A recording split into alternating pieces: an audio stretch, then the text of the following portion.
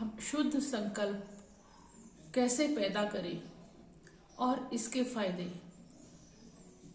संकल्प ही हमारा संसार रचते हैं। हम दूसरों को दोष देते हैं कि हमारा इसने ऐसे किया, इसकी वजह से हमारे साथ ये हुआ, ये हमारा बुरा हुआ, ये रिस्पॉन्सिबल है। ये सब बातें गलत हैं।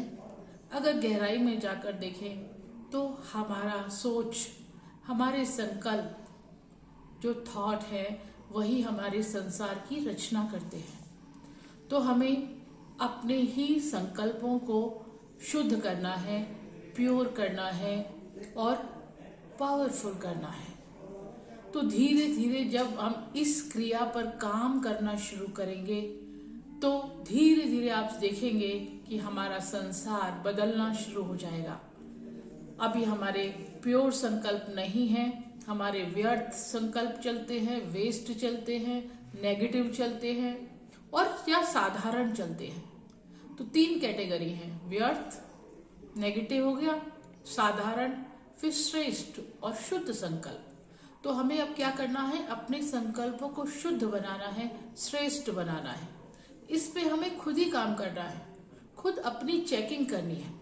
तो हर एक के प्रति, अपने प्रति भी हर संकल्प, थॉट शुद्ध हो और दूसरों के प्रति भी शुद्ध हो। तो वैसा ही संसार हमारा खुद का बन जाएगा। एक ये दुनिया इतना बड़ा संसार है और एक मेरा अपना संसार है जिसमें मैं जीती हूँ। तो अपनी संसार को सुखमय बनाने के लिए मुझे अपने प्रति और औरों के प्रति शुभ, प्योर संकल्प रखना है। माने अच्छा सोचना है और अच्छा ही देखना है, अच्छा ही बोलना है। इसका भी रूट कॉज है हमारा थॉट। हमारा थॉट शुद्ध होगा तो हमारे बोल भी शुद्ध होंगे और हमारे कर्म भी शुद्ध होंगे। तो हमें चेकिंग करना है कि हमारा हर संकल्प मेरे अपने और दूसरों के कल्याण के प्रति है। अगर नहीं है तो उस संकल्प को हटा दो, वो हमें दुख देगा। और सुख चाहिए तो हर संकल्प को श्रेष्ठ संकल्प ही पैदा करो। सोचो, मतलब सोचना है, शुद्ध सोचना है। तो मेरा भी कल्याण और औरों का भी कल्याण होगा और मेरा संसार भी सुखमय संसार बन जाएगा। तो सिर्फ कहाँ काम करना है, ना हमें कहीं जाना है, ना हमें किसी से पढ़ना है, ना हमें कोई धन खर्च करना है। सिर्फ एक जगह पर बैठे बैठे अपने ही संकल्पों को, अपनी ही सोच को शुद्ध बनाना है और प्योर बनाना है। बस ये काम मुश्किल है, ये तो कोई भी कर सकता है। मन में इच्छा होनी चाहिए।